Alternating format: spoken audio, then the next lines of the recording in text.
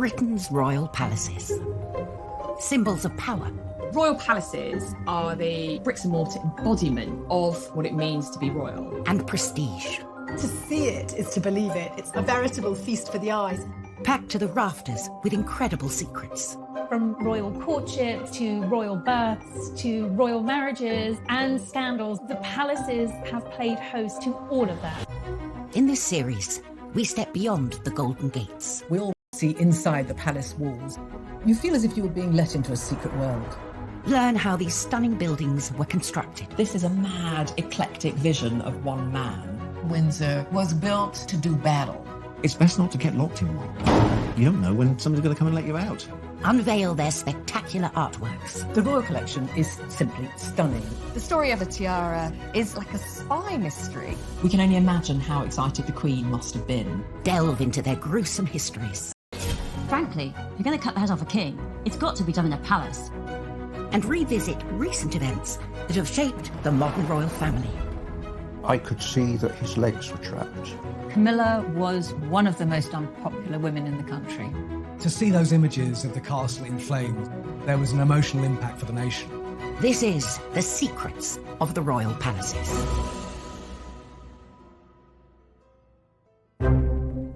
This time, we go behind the scenes with the builder who took on one of the most complex renovation jobs in the Windsor Castle restoration. We'd got 2 draftsmen drawing for the best part of a year before we even started to make anything. Get an inside look at the residents accommodating an ever-growing royal family, Kensington Palace. It was a very neat house once upon a time, but when monarchy got hold of it, they turned it into something of an architectural monster. Uncover the secrets sewn into the Queen's most iconic outfit. Hartnell actually added a wonderful secret detail, which was a little 4-leaf shamrock. We discover the most bizarre palatial presents the Queen has ever received. She was given a crocodile, and Sir Martin Charteris, her private secretary, had to put it in his bath on Britannia. And we reveal the castle with the 16th century murder mystery that went horribly wrong. It was going to be the perfect crime. Kill Darnley, blow up his house, no one will be any the wiser. The royal palaces serve as a permanent reminder of the history and influence of the British monarchy through the ages. But alongside the grand and ostentatious are those palaces that can often go unnoticed, built to blend in and to be a place for royals to call home. Across Hyde Park, some 2 miles west of Chris. Kensington Palace is big and it's old and it's rambling and it's got lots of apartments and houses there, and it's perfect for the royal family. The Queen's got a lot of cousins and she needs to house them. Royals have occupied Kensington Palace for over 3 centuries, and various generations have extended it to suit their needs. Architecturally, it's a bit of a mess. It's not the kind of unified vision that most palaces aspire to be. It was a very neat house once upon a time, but when monarchy got hold of it, they turned it into something of an architectural monster.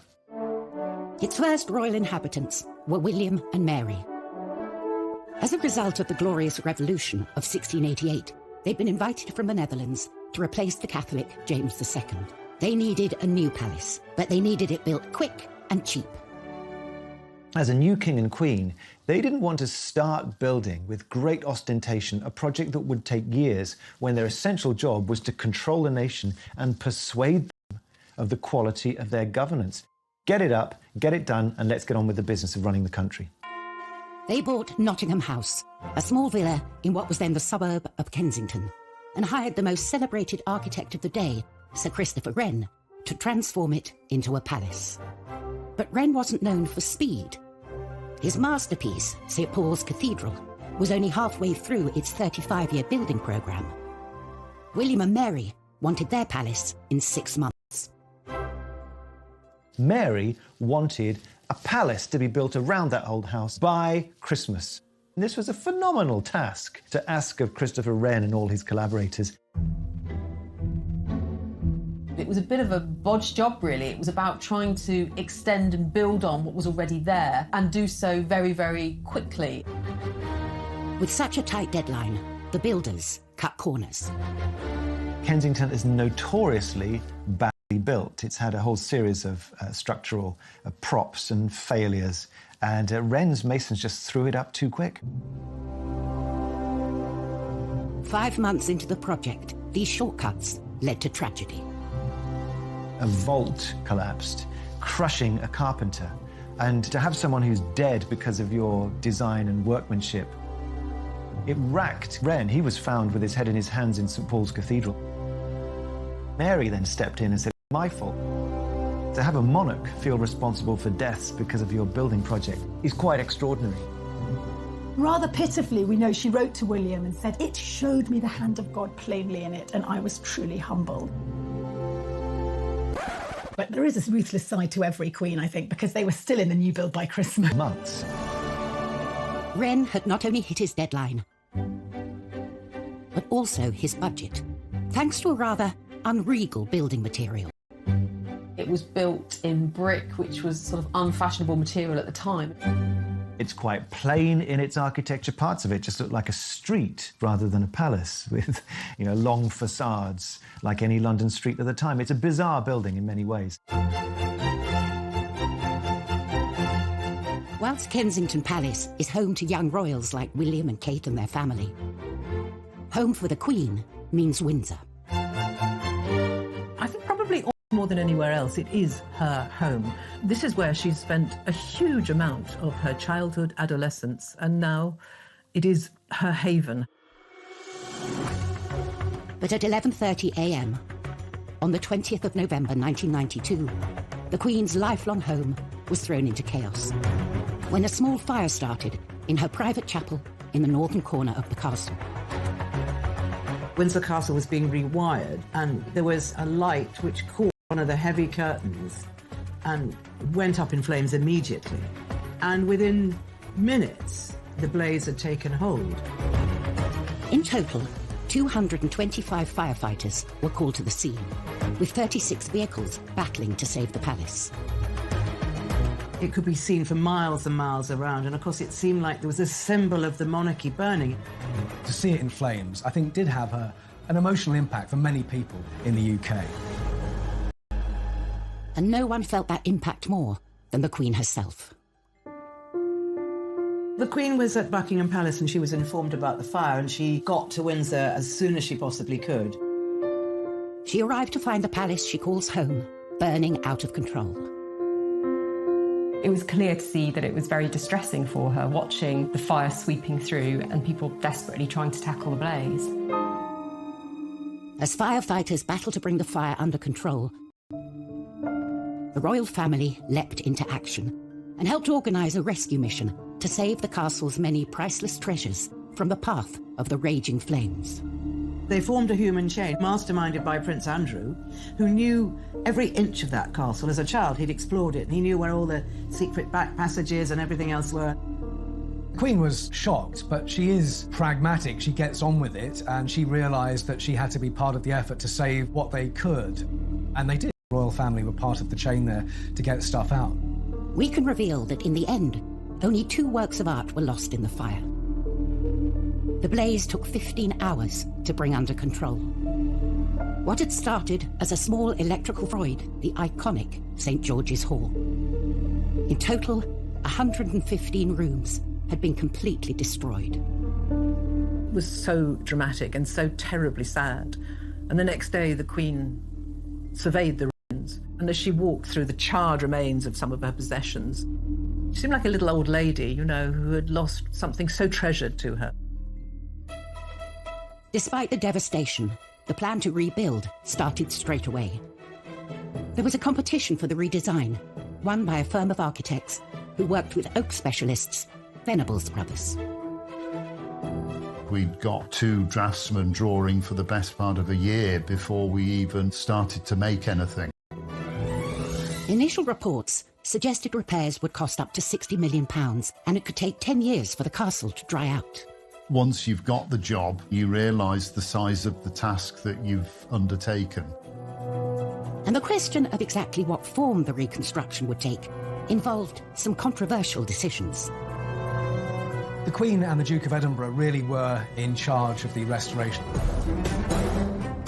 They had a dilemma. Do they try and restore rooms back to exactly how they were? Could they even afford that? Or do they do something different? My blood pressure went up and I think I went grey in the process. Coming up on Secrets of the Royal Palaces, we reveal the secrets of the Tudor toilet. Going to the loo with Henry VIII was the top job in the Tudor court. And we go behind the scenes of the greatest historic building project ever attempted in 20th century Britain. The design that they came up with was absolutely stunning and probably the most complicated piece of oak joinery we've ever been involved in.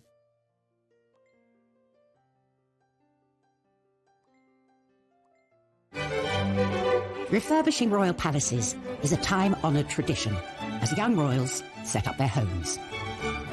The Duke and Duchess of Cambridge converted offices in Kensington Palace into their new apartment. Charles and Camilla spruced up Clarence House when they moved in.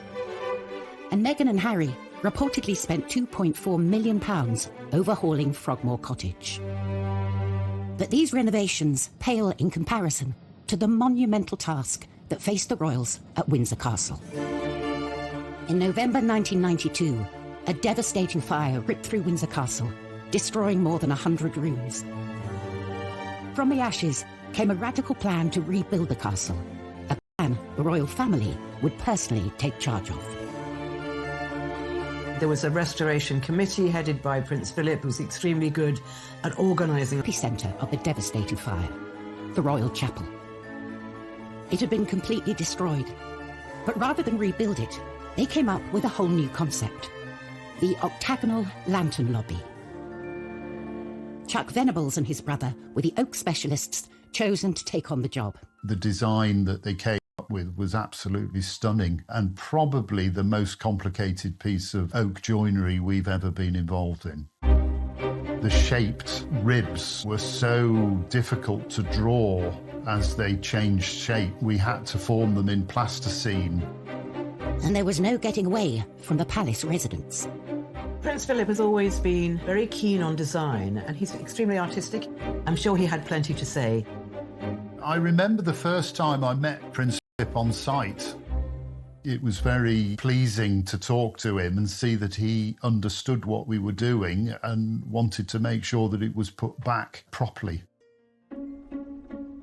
After 18 months of hard work on the lantern lobby, all that remained to be fitted was the pièce de résistance, the lantern itself. For Chuck, this was a heart-in-mouth moment. We'd never actually got the chance to check that the lantern or the lid would fit onto the roof, so we were all very, very nervous. To add to the pressure, the boss decided to check on their progress. The Queen opened a window and started to watch what was going on. So, of course, everybody was absolutely petrified. Finally, we got the message to say that it fitted. The room had completely transformed, but the royal family wanted to mark the site where the terrible fire had started. Prince Philip left his own mark on the new lobby. Some of the stained glass windows in the chapel were designed by Prince Philip, and they depict some of the happening of the fire into the new fabric of the castle. A permanent reminder of the fire, forever etched into the historic building. As well as the creation of the lantern lobby, all the staterooms have been carefully restored to their former glory. I think the restoration work at Windsor Castle has been done really well. The detail and the intricacy of the work is plain to see. Only 5 years to the day of the fire, the castle was reopened with a lavish ceremony. Reconstruction costs had come in at just over half the initial estimate. For recognition of their work, Chuck and his brother were invited to attend.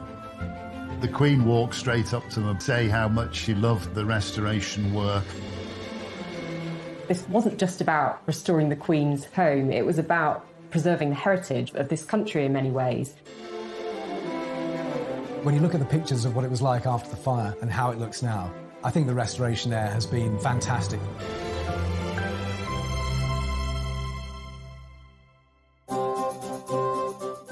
glitz and showmanship of a palace stateroom to the rather less glamorous, but no less essential, palace toilet. Every castle needs them, but in the past, royal toilets have held some extraordinary secrets. At Buckingham Palace, the Queen and her entourage have access to 78 modern bathrooms. In the time of Henry VIII, what you did in the privy said a lot about you. Henry VIII's court numbered around 1,000 people, from nobles to servants, and they created the most huge Tudor mountain of human waste you can imagine. And that's why so often Henry VIII was always moving palaces. He moved between Whitehall, Richmond, Hampton Court, Windsor Castle, so that one poor palace could have some time to be clean. And also in the summer, he went off to nobles' houses, so they had to sort out all this big, dirty, waste-creating court. And apparently within a couple of days of the palace being filled by the courtiers, already the walls were black, it was sooty, it was grimy, and there was lots of unwashed bodies. But the worst of all was the human waste. Let's face it, Henry VIII, he liked those giant royal banquets every night, those Tudor meat feasts, and next morning it was one massive rush for the Tudor loo, and it was often called the Great Easement. And there was a real hierarchy of the toilet at Henry VIII's court. For the poor people, they had a group toilet. 14 or so people going to the loo together, and it was a bit like sitting together on a tube train, and all the waste fell into the moat, so it wasn't really very hygienic. The worst job of all was the royal gong scourer, or the royal toilet cleaner, all day long cleaning up toilets. The next one was the aristocracy, the nobles. They used private lavatories. At the top was Henry himself, who had a velvet box that travelled with him. And when Henry used his royal box, he was attended by what was known as the groom of the stool to help him onto the loo, and also any ablutions that might be needed while Henry was using the toilet, as Henry got more and more fat and gouty and ill. Every man wanted to be the groom of the stool, because you got to talk to the king one-to-one in his intimate moment, and you could tell him what your family wanted in terms of money. So going to the loo with Henry VIII was the top job in the Tudor court. Lucky, lucky you. Henry VIII's vast appetite for food was matched by his appetite for ostentatious palaces, and he wasn't the only one. King George I was out to impress with his extravagant interior design decisions. Kensington Palace was created by Sir Christopher Wren by extending and redesigning Nottingham House. It was done on a budget and in a hurry. From outside, it looks unremarkable, but within its walls lies another world. Once inside, you must think, so this is what it is. This only reveals itself to those privileged enough to come inside. It is a hidden labyrinth of diverse and, on occasion, wonderful rooms. These extraordinary interiors came about during the reign of King George I. Finding Kensington very agreeable, George decided against a dramatic remodelling. Instead, he opted to create the illusion of grandeur through some clever painting. Controversially, he hired painter William Kent, who'd never worked on a royal palace before. I think the choice of William Kent is interesting. He undercuts the royal painter by several £100s, and he's an outsider. He's a sign painter from Yorkshire. George's gamble on Kent paid off. For the last 300 years, visitors to the palace have been immediately immersed in the colourful world of the Georgian court. Kent, by 1724, had turned Wren's boring old wooden panelled staircase into a trompe-l'oeil, a trick of the eye feat of mural painting, in which you have a great arcade with all of the characters of court in their extraordinary dress. There are over 40 from the court, and one of them is Kent himself.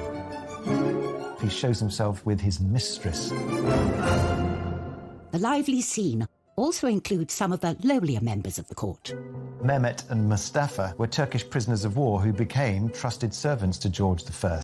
Mehmet was the only person who was to look after his piles, so that's a particular badge of honour. And you'll also spot Peter the Wild Boy, a child who was found wild foraging in the woods in George I's native Hanover. It's always been a bit of a game. Who were these players on the walls? And you can, of course, go and see them today and try and work it out for yourself. George now had rooms fit for a king, but Kensington, Melusine von der Schulenburg. She was a rather stick-like character and was known as the Maypole. The Maypole had to have new accommodation, so the masons arrived, the brickmakers, and up was thrown a new courtyard for her accommodation. With her self-contained apartment complete, the king would visit the Maypole, regular as clockwork, between 5 p.m. and 8 p.m. every day.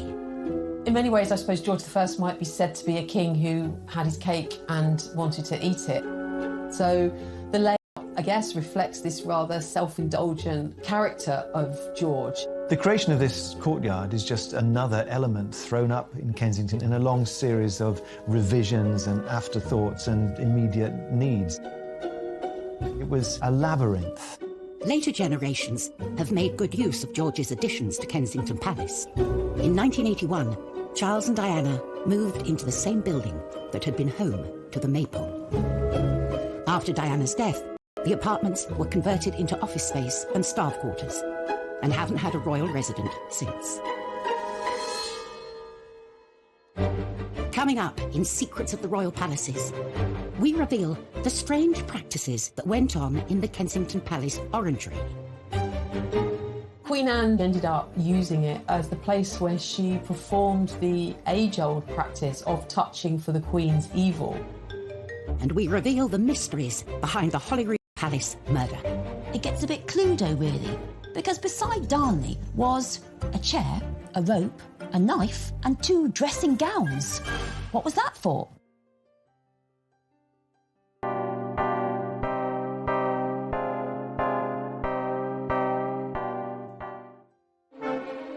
Since the reign of Queen Victoria, Buckingham Palace has been the monarch's HQ, a symbol of the prestige of royalty. But that celebrated reputation was brought into question when one particular monarch moved in. Victoria's promiscuous son Bertie is known to have accommodated dozens of mistresses during his time at Buckingham Palace. So, Edward VII, he was Mr. Mistress. Let's put it that way. There was mistress after mistress. He was known as Edward the Caresser because there were so many of them. And in Europe, well, that's when Bertie indulged himself with courtesans and the best ladies of the night. There is in Paris a special chair he used. It's the weirdest looking thing you can imagine. You just look at it thinking, how on earth did he use that? It was because, by this point, he was hugely fat. So he basically used this chair for him to sit on, and at least one lady beside him, probably 2, they had to do all the work and he just sat there. The Playboy Prince of Wales became king in 1901 and took up his position at the grand and sophisticated Buckingham Palace. I think a lot of people hoped that when Bertie came to the throne, he'd stop it with all the girls and finally focus on his long-suffering wife, Queen Alexandra. But that wasn't the case. He just carried on with the mistresses, and one he particularly wouldn't let go of was Mrs. Alice Keppel. And what a coincidence, because she is actually the great-grandmother of Camilla, Duchess of Cornwall. Well, certainly Alice Keppel was a very successful mistress to Edward VII. He was always devoted to her, even though there were other ladies around. And the king had a very short reign because he was pretty old and pretty ill when he came to the throne. And when he was finally dying, Alice was brought to his deathbed. I mean, unimaginable. Apparently the Queen allowed this.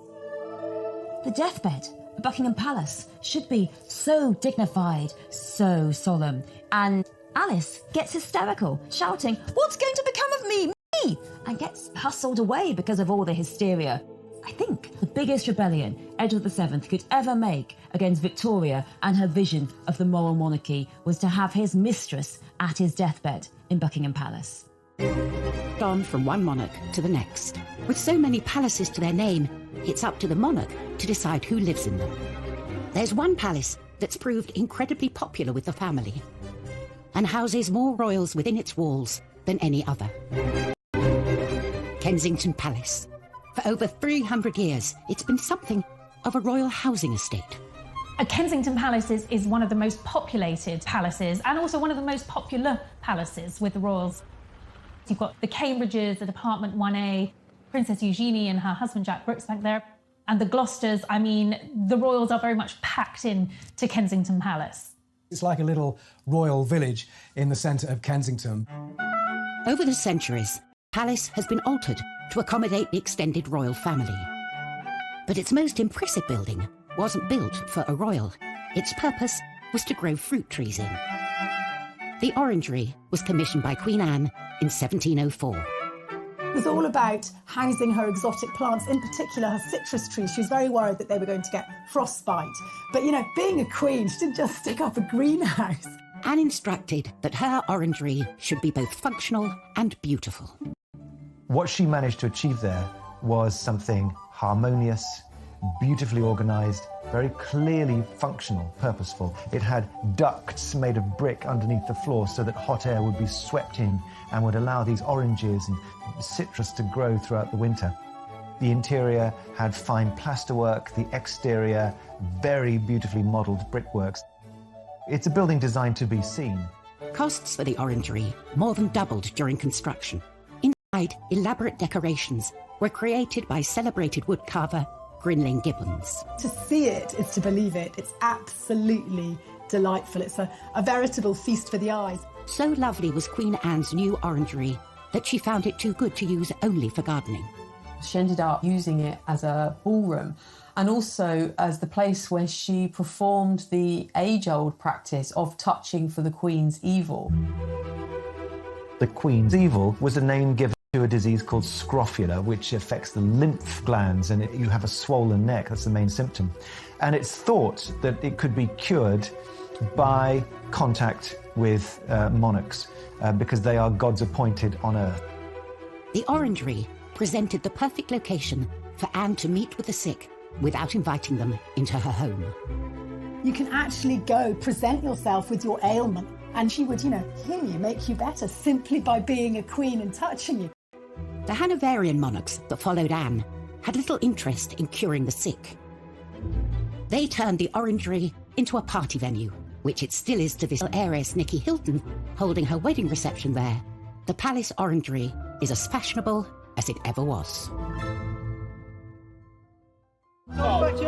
From parties to the young royals choosing to make Kensington their home, it's a palace that will be forever linked with the trendy and chic side of royal life. For other royal palaces, their reputations have been forged out of dark and sinister secrets. Holyrood Palace in Edinburgh is stained by the turbulent reign of Mary Queen of Scots. 1567, the 10th of February, there is the biggest murder mystery in Scottish royal history. Central to this whodunit is Lord Darnley, Mary's deceitful and often estranged second husband. Lord Darnley is recuperating from an illness, possibly syphilis. He's in a house just by the city walls, and late one night there was a massive explosion.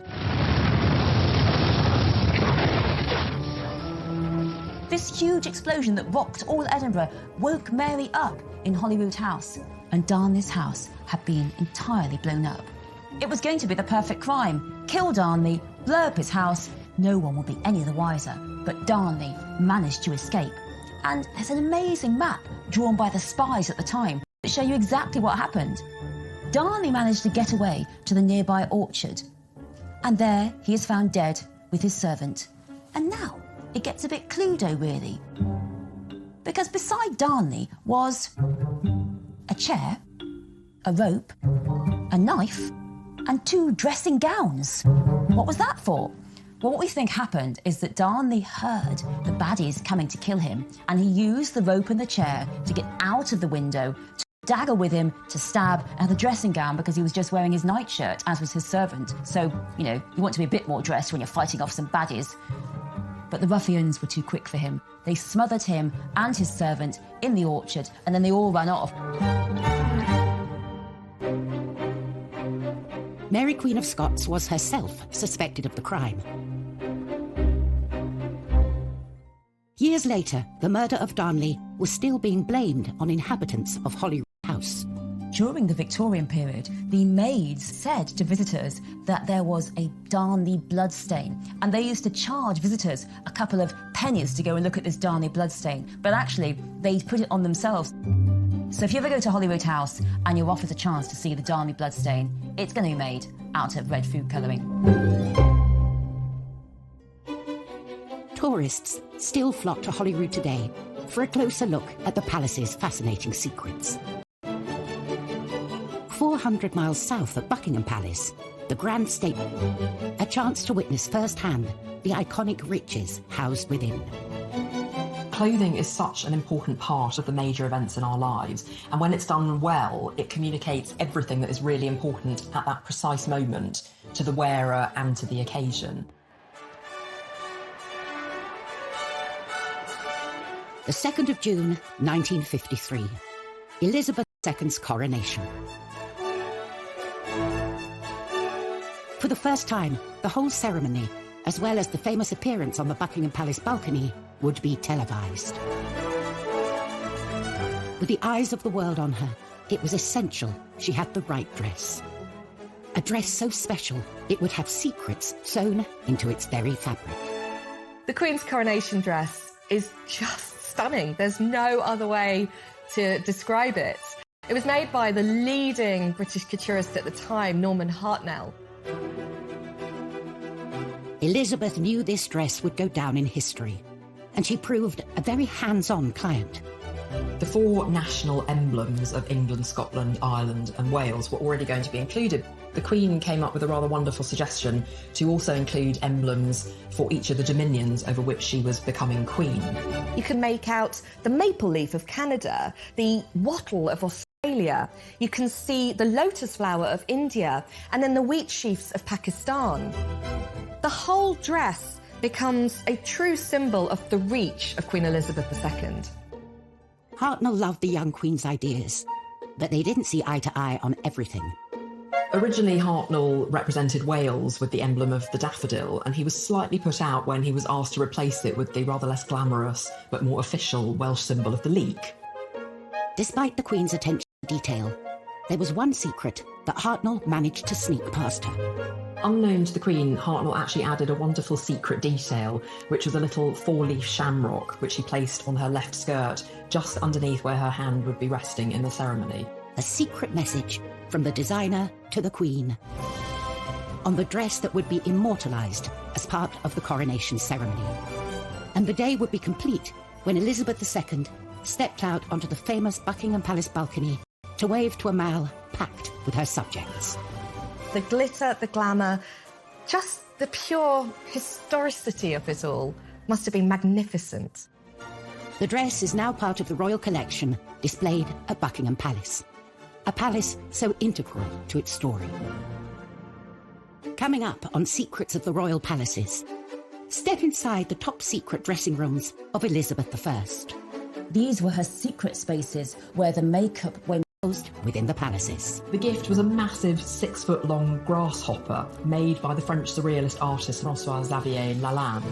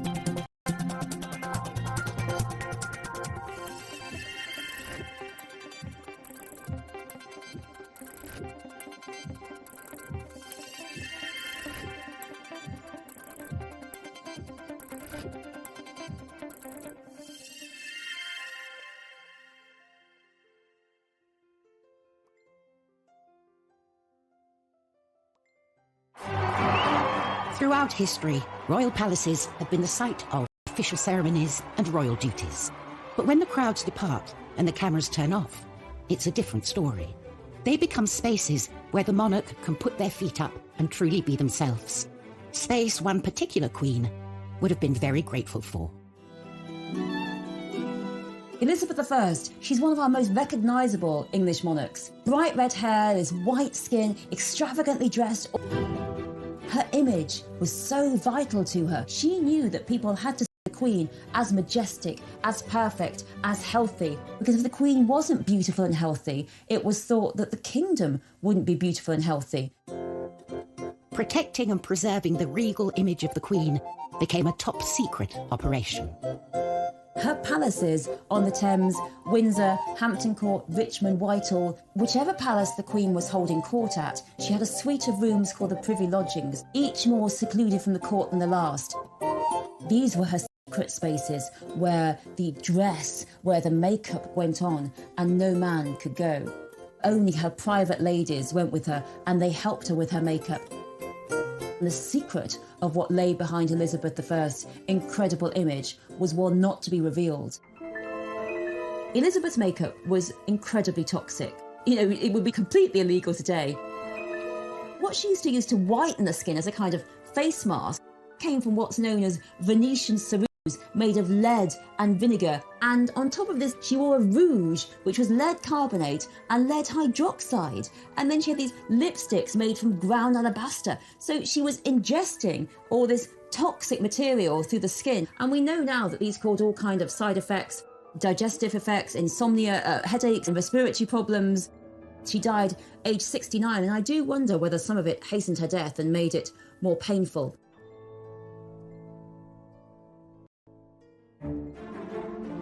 Whilst monarchs through the ages have felt the pressure and politics of keeping up with royal expectations, it's certainly a job that comes with some impressive perks. Gifts are part and parcel of being a royal. Cellars and storerooms at Buckingham Palace and Windsor are full of trinkets and oddities given to the Queen and her family over the years. One of the times when gifts are exchanged are during a state visit. When you think that she's been on the throne over 70 years, and each year there's been at least 2 state visits, you can imagine the amount of things that she's collected.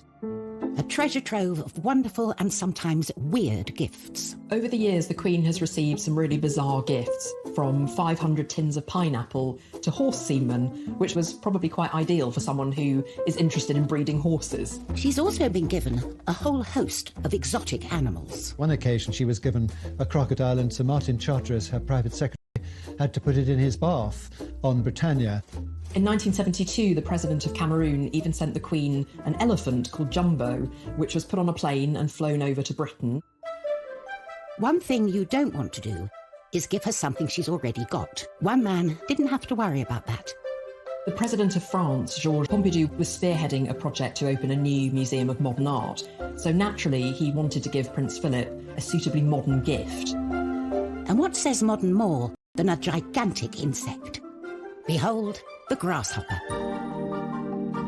Made by the French surrealist artist Francois-Xavier Lalanne, it's made of brass and iron and porcelain.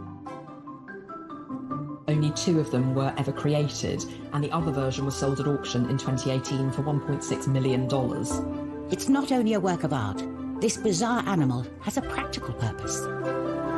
It is indeed a fully functioning air-conditioned bar, and Insects' wings actually open out to become a drinks table. It's an incredibly fun period piece from the 70s when having your own portable bar would have been the absolute height of cool. Today, the grasshopper is still standing guard at the entrance to the royal private apartments at Windsor Castle. Prince Philip was absolutely thrilled with it, and he wanted to put it in the drawing room, and he asked the superintendent whether he thought that was a good idea. And I remember the superintendent telling me, he said, well, sir, perhaps by the swimming pool, might that not be more appropriate? The bold gift idea was clearly a huge hit. Anyone for a grasshopper cocktail?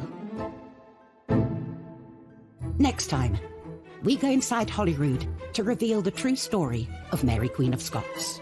The plays, the films that have been made about her extraordinary life, it's personified in that Northwest Tower.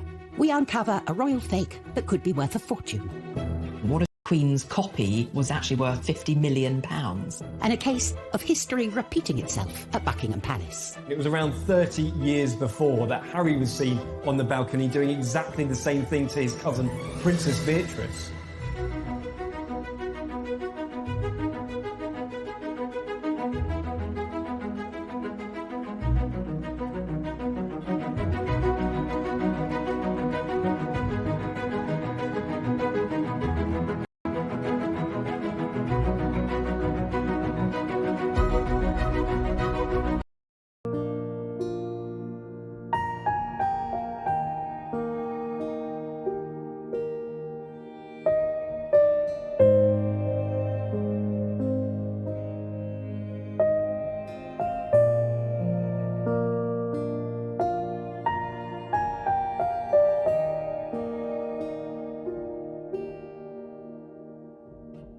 Was to control the nation and persuade them of the quality of their governance.